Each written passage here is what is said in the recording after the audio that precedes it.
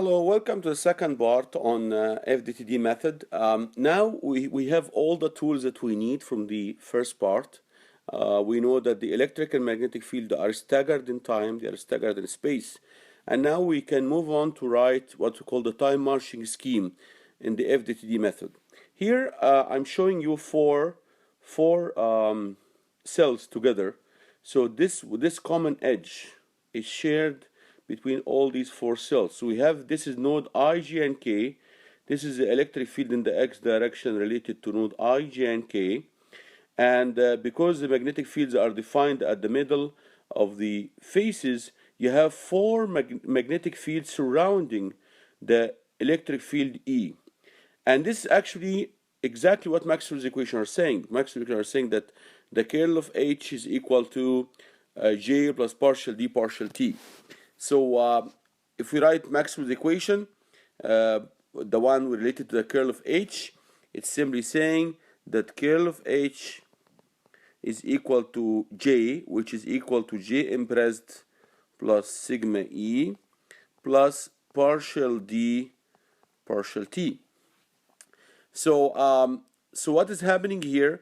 Curl of H is a first order derivative that will have derivatives of all the components of the magnetic field, and this equation is a differential equation. It has three components, because remember, the curl of a vector is a vector. This is a vector. This is a vector. Is a vector. So if we talk only about the x component, d is epsilon. Let's talk about the x component only. So dx is equal to epsilon x ex. So I can take epsilon x out, and this one here is sigma x ex. This J embraced is the embraced current Gix, and then we take the x component of the curl. X component of the curl will have derivatives of hy and hz. If we write only the x component here and may move partial E partial T the other side, you end up with this differential equation. Okay, so remember epsilon x partial ex partial t. This one here is what was called partial dx partial t. This is here is the curl of H. This is sigma E, and this here is the embraced current. So what Yi said, okay, he said, okay, why don't we go and then using my staggered fields and then apply this equation at this point. Right, approximate the derivative here relative to time at this point, and approximate the curl at this point as well.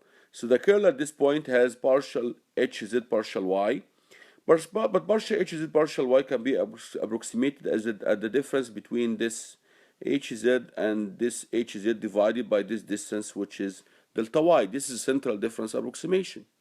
I want to also partial hy partial z, how hy is changing relative to z. So at this point, the derivative of hy relative to z can be approximated as a difference between this hy minus this hy divided by this distance, and this distance here is delta z. This is also a central difference approximation of the derivative. So we're going to write this whole expression here. We'll approximate these derivatives in time. Remember, the electric field is also available at n and n plus 1. So this derivative here will be ex at this location at time n plus 1, minus ex at this location at time n divided by delta t. So now this is central difference approximation. And so it's very important to understand when you do that. When I write this expression here, let me write it for you here, this one here. So ex at time n plus 1 at the location I, J, and K minus ex at the time n at the location I, J, and K. If you divide this all by delta t, this will give you the derivative of ex relative to t at time n plus 1/2. Okay, it's very important to understand that, because I moved the half delta t forward in time, so I have n plus 1. I moved the half delta t backward in time, I got n. So this derivative is calculated at this time. Okay, so everything on the right hand side will have to be also calculated at this time, which is n plus 1/2. Okay, so I want to summarize this. I have the electric fields only at multiples of delta t. We agreed on that. So I'm going to write this expression here at Ex at time n plus 1 delta t minus Ex at time n delta t divided by delta t. So this is a central difference approximation of this derivative. But because you did this, you moved half delta t in the forward direction, you got n plus 1 at time n plus 1 delta t. You move the half delta t in the backward time, so you got n delta t. So this derivative is written at time n plus 1 half delta t. Okay, this is because of the nature of central differences. So everything on the right hand side will have also to be expressed at time n plus 1 half delta t. This is a very important point to remember in Maxwell's equation. So this curl, it's a function of space, but these fields that are going to be used here will be calculated at n plus 1 half delta t. Ex here will be Ex at n plus 1 half delta t. And this Gix, the embraced current in the x direction, will be evaluated at n plus 1 half delta t. Okay, so we applied the central difference approximation. This is the central difference approximation for the time derivative. Half delta t, you get n plus 1 delta t, forward direction. Half delta t in the backward direction, you get n delta t divided by delta t. Okay? Everything here on the right hand side will be calculated at n plus 1 half delta t, because this derivative here is evaluated at n plus 1 half delta t. Now, the good thing about this one, I know the electric field at time n delta t. I know the magnetic fields at odd multiples of half delta t. This already from the nature of the way things are organized in ESL. So all these are already known. Okay, this one here is not known. Why? Because the electric field, all of them, Ex, Ey, and Ez, they are stored for all nodes I, G, and K at multiples of n delta t, not at multiples and not at odd multiples of half delta t. This is n plus 1 half. So we can write we can use very simple averaging. We can say that the electric field at time n plus 1 half delta t is equal to 1 half the electric field at time n plus 1 delta t plus the electric field at time n delta t. Okay, so we said if you want to calculate the electric field at time n plus 1 half delta t at any location I, G, and K, then do an average of the previous values. So the future value n plus 1 delta t and the previous value n delta t at n delta t, and you are fine. So we have to get rid of this one. Once you get rid of this one, if you organize all the terms multiplying Ex at time step n plus 1 delta t and put everything together, you end up with a very interesting time marching scheme. So this formula here shows a time marching scheme for the electric field Ex. I know it looks complicated, but actually it isn't. We know this coefficient at every point in space. Why? Because we know the material properties, epsilon x, the conductivity. We know the conductivity and the permittivity in the x direction at every point in space. And we know delta t. Delta t is given. So this is a coefficient that we can store in the very beginning. We know this term as well. We know it's delta y, we know it's delta t. All this is known. We know this coefficient. We can store it at every node I, G, and K. We can store it in a matrix for different indices J and K. We know this one as well. We know this one as well. Okay. So what does this formula say? If you want to calculate the electric field Ex at the node I, G, and K at the next time step at n plus 1 delta t, then this field is equal to some coefficient multiplying the electric field Ex at the same point at the previous time step, okay, plus some other coefficient multiplying the previously available values of the magnetic fields, Hz, not at the same point exactly, but at the same point and at some other point beside it. So remember, this is I, G, and K, this is I, G minus 1 and K. And you have another coefficient multiplying the difference between two magnetic fields that we already know. Remember, here this is n plus 1 delta t, while this plus n plus 1 half delta t. So this is a future value, and all these are previous values. So all these are available. The current, as we agreed, we'll have to calculate it at n plus 1 half delta t. So the great thing about this formula is that it's showing me if you have the previous electric field at n delta t, the previous magnetic field at n plus 1 half delta t, Hz and Hy, and if you know the current at n plus 1 half delta t, then you can predict with good accuracy the new value of the electric field. So this current usually is a time varying quantity. It can be Gaussian, it can be carrying data, digital data, whatever. So its value is changing with every time step. And this change here is what's going to give rise to new values of the electric field. So now if we have the complete computational domain, we can update all the values for Ex. The same thing can be done exactly if we take the Y component of Maxwell's equation. We'll end up by a similar update equation for the magnetic field, for the electric field Ey. It's going to say that Ey at time n plus 1 is equal to some coefficient multiplying Ey at time n plus some coefficient multiplying the difference between the two Hx components plus some coefficient multiplying the difference between the two Hz components plus some coefficient multiplying the Y component of the current density at time n plus 1 half. Okay, so we have it as well for Ez. So for Ex, Ey, and Ez, we can obtain the new values of the electric field given the previous values of the electric field and the previous values of the magnetic field and the value of the current density. Okay, so this is fine for three of the for the curl equation that say curl H. There is another equation said curl E. So second, say curl E is equal to minus partial B partial T, or curl E is equal to minus mu partial B partial T. Okay. Remember, for the static case, curl H is equal to 0. Let me remove this one here. Curl A is equal to 0 because there is no time varying.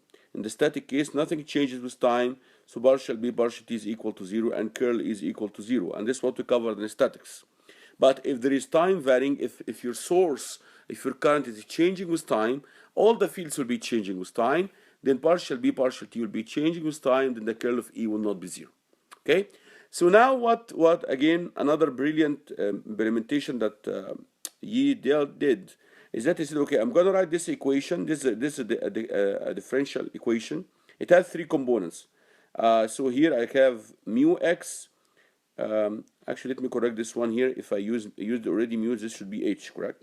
Because b is equal to mu h. So if this is the x component of this vector, then this is minus mu x partial hx partial t. If this is a y component of the curl, then this is minus mu y partial hy partial t. If this is the z component of the curl, this will give you minus mu z partial hz partial t. Okay, so you have to understand that this is a differential equation, but it's also a vector equation, so it has three components. If we take only one of them, so you have curl E, the x component of curl E, which is given by this term here, is equal to minus mu x partial hx partial t. If I divide by minus mu x and I absorb the negative sign, you end up with this equation. Okay, and you can get as well a similar equation for the hy partial t and partial hz partial t. So here he applied an update between two phases. So these are two cells. Okay, these are two cells. This is node I, G, and K. This is the electric field related to that node in the Z direction. This is the electric field related to the node in the Y direction. And this is the magnetic field Hx. Notice how Hx is surrounded by four electric fields. And this is really what Maxwell's equation is saying. Maxwell is saying if the magnetic field is changing with time, then the electric field will have a circulation around it. Its curl will be equal to 0. So I can write this one as a finite difference approximation. And remember, we have the magnetic field only at times n plus 1 half and n minus 1 half. So I can write this one here as hx n plus 1 half minus hx n minus 1 half divided by delta t. Okay, so remember I dropped the I, J, and K because I know this can be written for any node. Okay, so I'm gonna replace this one here by this approximation, and I'm gonna replace the derivative of EY relative to Z by the difference between these two components. So here I move half delta Z in this direction, and I move backward half delta Z in this direction, and then I subtract these two, and then I divide by delta Z. The same thing I'm gonna be doing here. If I want to calculate partial EZ partial Y, partial EZ partial Y at this point is equal to this EZ minus EZ divided by the distance between them, which is delta Y. So this is exactly the same approximation that we can use. Okay, notice this one here is written as this approximation. I moved half delta t in the forward direction, I got n plus 1 half delta t. I moved half delta t in the backward direction, I got n minus 1 half delta t. So this derivative here is written at time n delta t because this is a central point. Okay, so all the components here on the right hand side will have to be calculated at n delta t. Yes, they are calculated at different positions, but they are all at the time instant n delta t. So now if we expand all this and write it together, this is what this equation you're going to be seeing in the next slide. So we approximated the time derivative at the location I, J, and K of Hx at time n delta t using this finite difference here. We approximated the derivative of Ey relative to Z by using this approximation, and this exactly evaluate the center of the face. And we approximated partial Ez partial Y by a difference. You can see central difference from the cell. We moved 1/2 delta Y, we got J plus 1 delta Y. We moved backward 1/2 delta Y, we got J delta Y, we divided by delta Y. So this is the difference between two EY components, the difference between EZ components, okay? And the mu x is evaluated at the location of that magnetic field component. Now, the great thing about this approximation here is that now I can write Hx at time n plus 1/2 as a function of Hx at time n minus 1/2 and all the available electric fields in the previous time step. So now I can get future values of the magnetic field. This is a future value of the magnetic field using the already available values of the electric field and the previous value of the magnetic field. So if we're going to organize this equation, this is what we end up with. We end up with this nice time marching formula. Hx at location I, J, and K at the new time step n plus 1/2 delta t is equal to Hx at the same location I, J, and K at the previous time step n minus 1/2 delta t, so 1 delta t earlier, plus some coefficient which we can calculate at all nodes, multiplying the difference between two electric fields available at time n, and here the Y component, and here the Z components. All these are available. So and again, this summarizes that the magnetic field at time n plus 1/2 delta t at all nodes really are evaluated using the previous magnetic field available 1 delta t earlier and the electric fields available at n delta t. Okay, so this enables us now to have a time marching scheme for the magnetic fields. I can define this coefficient as a separate coefficient and then store it at the beginning of the simulation. So as I said, this coefficient is called CHME, and M can be X, Y, and Z. We store it in the beginning at all the locations of the magnetic fields. Okay, we store it. We know what is the conductivity, the permeability here, the permeability that you have, and then we can use it to do our calculations. Now, if you do the same thing for the Y component, for the Z component, you end up with this scheme. You obtain Hx at the new time step n plus 1/2 delta t using the previous Hx plus some coefficient which you already stored, already calculated in the beginning. We can store it for all nodes I, J, and K. The difference between two Y components, difference between two Z components. These are two neighboring values. Okay, the same thing. The Hy at n plus 1 delta t can, at the same cell of the same node, can be obtained using the previous Hy, so 1 delta t earlier, plus some coefficient already calculated, and the difference between two EZ components and two EX components. And the same thing will happen for HZ. These are called the time marching schemes for the magnetic fields. So if I know the electric fields, I can move the magnetic field values from n minus 1/2 delta t to n plus 1/2 delta t. Similarly, if you put all the update equations for the electric fields, you have the same thing. Ex at the new time step n plus 1 delta t is equal to some coefficient which we can already calculate in the beginning and store, multiplying by Ex one time step earlier, so this n plus 1 delta t, this n delta t at the same position in space, plus some coefficient we calculated earlier, and then you have some difference between already available magnetic field components. Remember, this is n plus 1/2 delta t, while this is n plus 1 delta t. So this is ahead in time. This is a future value. You have the same thing for EY. You have the same thing for EZ. These are the time marching equations for the electric fields, and they allow you to calculate the new values of the electric fields using all the values of the electric fields and the available values of the magnetic fields. Okay, and notice the available magnetic fields are not calculated at one point. They may require you to calculate the field at neighboring points, okay, because of the curl expression. These are the expressions of the coefficients you have to calculate beforehand for the update of the electric fields. M can be X, Y, and Z. So you can get CXE, CEYE, CEZE. And here you can get CEXH, CEYH, and CEZH. All these are coefficients. You store them in the form of matrices, three-dimensional matrices, because I will cover the whole cells, J will cover the whole cells, and K will cover the whole cells. It's three-dimensional matrices for all these coefficients. You calculate them beforehand.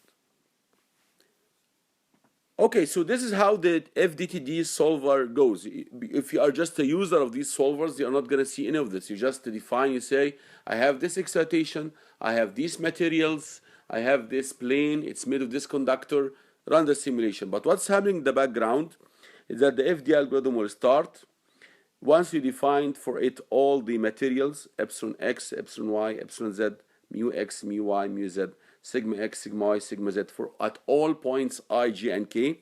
It will calculate all the coefficients we talked about, c, e, x, e, c, e, y, e, c, e, z, e, and so on, using these coefficients. And then it will update the magnetic fields, all magnetic fields at time n plus 1/2 delta t, using the previous magnetic fields at time n minus 1/2 delta t, and the available electric fields at time n delta t.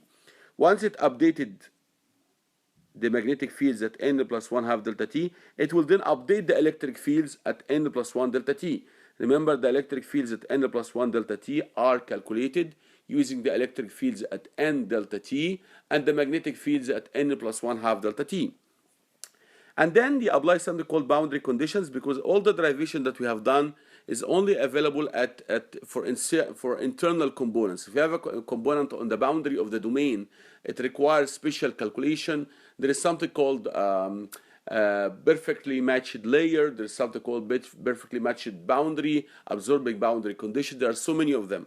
And then you keep on looping over n. N will go from 0 up to 1, up to 2, up to 3, up to 4, and so on, until you are done, and then you have calculated all your fields at all time steps.